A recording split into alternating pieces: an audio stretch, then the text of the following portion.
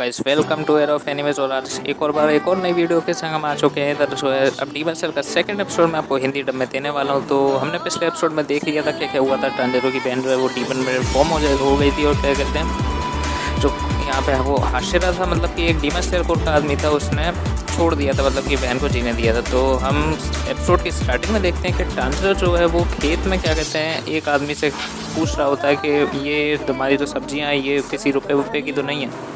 तो कहते हैं नहीं, क्या कहते हैं मेरी तो ये फालतू ही पड़ी हैं, तो तुम बिना पैसे के ले जा सकते हो। लेकिन टांजेरो नहीं मानता। वो कहता है कि नहीं, मैं तो पैसे दूंगा। वो जितना ही मना करता है लेकिन वो मानता नहीं है। फिर वो खाने पीने का सामान लेके आता है टोकरी में, और उसके बाद वो अपनी बहन यानी कि नेजुको के पास ले आता है। वो देखता है कि नेजुको जो है वो केव के अंदर छुप चुकी है, क्योंकि डीमंस जो है वो डे लाइट में रहते नहीं है। मैंने आपको फर्स्ट एपिसोड में बताया था कि नेजुको ऐसी डीमन जो रह सकती है डे लाइट में, लेकिन अभी के लिए क्या कहते हैं जो एनिमेशन है उन्होंने छुपाने के लिए अभी नेजुको को ऐसे दिखाया है कि वो क्या डरती है कि जो क्या कहते हैं सनलाइट है उससे।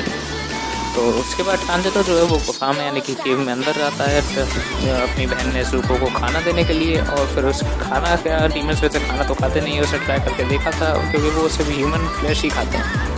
तो उसके बाद हम देखते हैं कि यहाँ पे और फिर उसके बाद रात होती जाती है और नेजुको जो है उसे दिखाया जाता है कि रात में अब जो है वो बड़ी आराम से घूम सकती है। तो इन्हें जो है घर की तलाश होती है, क्योंकि बेघर तो हो ही गए होते हैं। क्योंकि बेघर इसलिए हो गए होते हैं क्योंकि ये जो है अपना जो पुराना हाउस था वो छोड़ आते हैं। वो देखते हैं कि इधर जो है कुछ अजीब सी स्मेल आ रही है। टांजेरो को ब्लड की स्मेल आती है। टांजेरो के सेंसेस बहुत ही ज़्यादा अच्छे हैं, नोज़ के सेंसेस।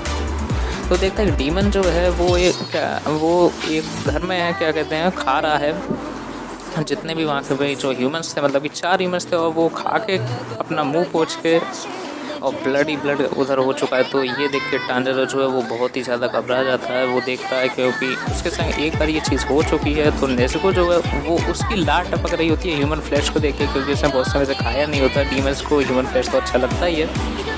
फिर उसके बाद इन टांजेरो और इस ह्यूमन में लड़ाई शुरू होती है। टांजेरो भले ही डीमन स्लेयर कोर में अभी जुड़ा भी नहीं है, फिर भी उसमें इतनी ताकत है। उसने इसका सर को ही काट दिया, लेकिन सर काट दिया फिर भी उसकी बॉडी जो है वो मूव कर रही है। कोई डीमंस की बॉडी जो है जब तक कि आप उसे कटाना यानी कि क्या कहते हैं वो डीमन स्लेयर वाली स्वॉर्ड से ना काटो या फिर सनलाइट में वो ना जाए, तब तक कि मरते नहीं है। तो यहाँ पे उसके बाद टांजेरो जो है उसके सर को हेडबट भी देता है। इधर एक बहुत ही ज़्यादा अमेजिंग फाइट हमें देखने को मिलती है टांजेरो उस डीमन में। और टांजेरो का क्या जब लड़ रहा होता है उस डीमन के हेड से, तो वो फावड़ा घुसा देता है उसके हेड में और उसे क्या कहते हैं लटका देता है उस डीमन के हेड को पेड़ से।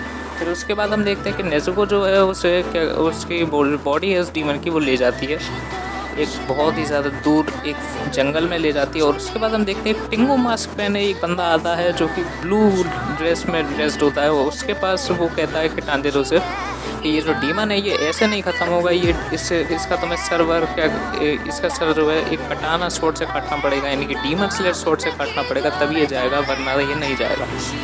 फिर यहाँ पे दिखाया जाता है टांजेरो जो है बहुत ज़्यादा काइंड है। इसकी जो बॉडी थी डीमन की उसे तो इन दोनों ने मिलकर उड़ा दिया, टिंगो मास्क वाले और टांजेरो ने मिलकर उड़ा दिया इसकी बॉडी को। तो ये बेहोश है अभी के लिए, थोड़े समय के लिए बेहोश है, क्योंकि बॉडी जो है उड़ चुकी है इसकी।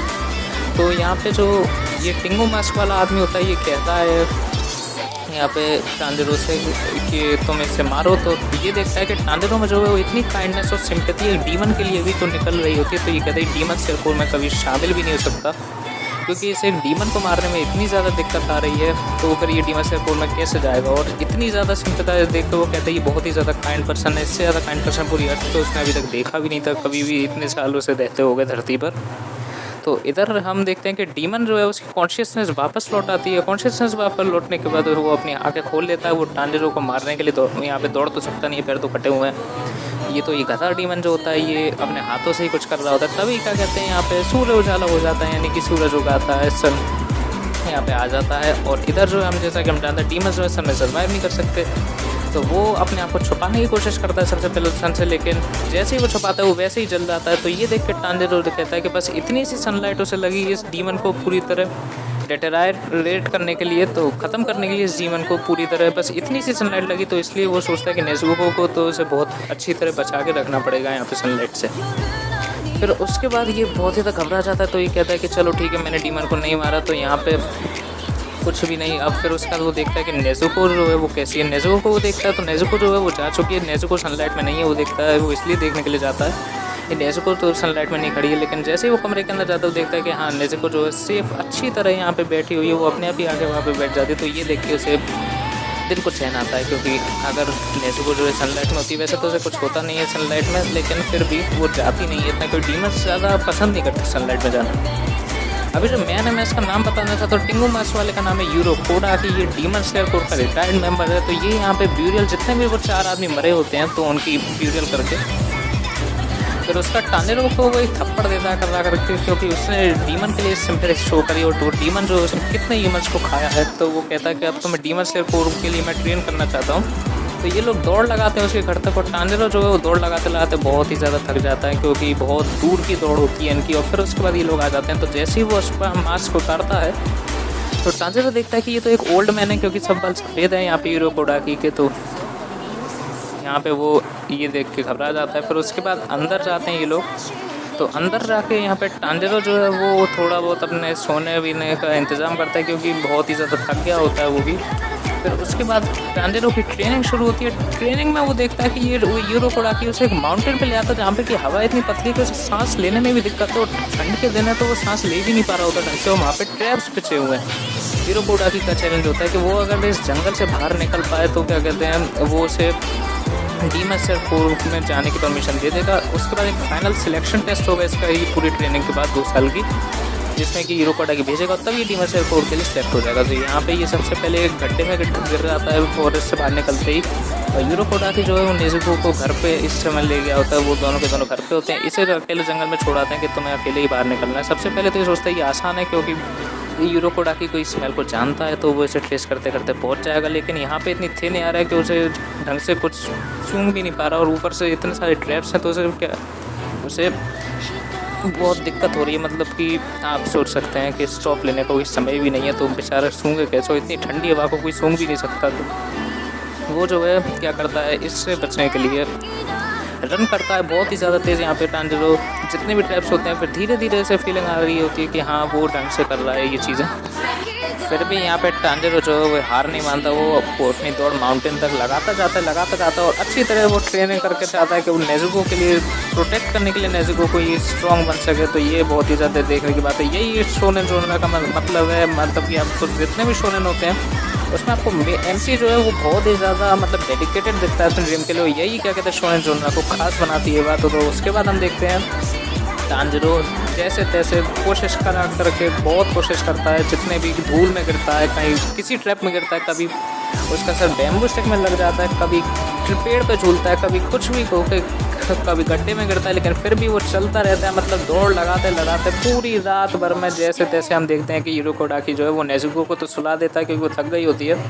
और यूरो कोडा की अब इंतज़ार कर रहा होता है कि कब यहाँ पे टांजेरो आएगा। वैसे उसे कोई उम्मीद नहीं होती कि आ पाएगा, क्योंकि उसे इतना पावरफुल लगता नहीं है। लेकिन जैसे ही वो देखता है कि हाँ वो आ गया, यहाँ पे खून में लथपथ होता है टांजेरो, क्योंकि इतनी उसे ट्रैप्स में गिर चुका होता है। और टांजेरो ये भी सोचता है कि कहीं मुझे मारने की तैयारी तो नहीं कर रहा है इतने सारे ट्रैप्स में। टांजेरो जो है मरता नहीं है, यहाँ पे फॉरेस्ट से बाहर आ जाता है। और यहाँ पे यूरो कोडा की कहता है कि चलो अब मैं तुम्हें ट्रेन करूँगा, क्योंकि तुम फॉरेस्ट से बाहर आ चुके हो, तो अब तुम अपनी ट्रेनिंग के लिए तैयार हो सकते हो। यहाँ पे टांजेरो जो है वो गेट पे खड़ा रहता है, और यहाँ पे यूरो कोडा की जो उसके बारे में सोचता है कि हाँ बॉय में टैलेंट तो है। तो अब हमें क्या कहते हैं, एक वो मिलती है, यानी कि एक क्रो मिलती है जो कि मैसेज पहुंचाती है यूरो कोडा की को उस डीमन स्लेयर जिसने टांजेरो की जो बहन नेज़ुको थी उसे अलाइव छोड़ा था। उसने बताया था कि टांजेरो की बहन जो है वो कोई प्योर डीमन नहीं है, वो ठीक हो सकती है, वो एक नया मतलब कि कोई वैरायटी हो सकती है, ताकि जितने भी डीमंस हैं उन्हें रिपेयर करा जा सके, मतलब वो दोबारा से ह्यूमंस में बदल जाएं। और उसके लिए मतलब कि उस डीमन स्लेयर के सेक के लिए ये यूरो कोडा की से कहता है कि तुम उसे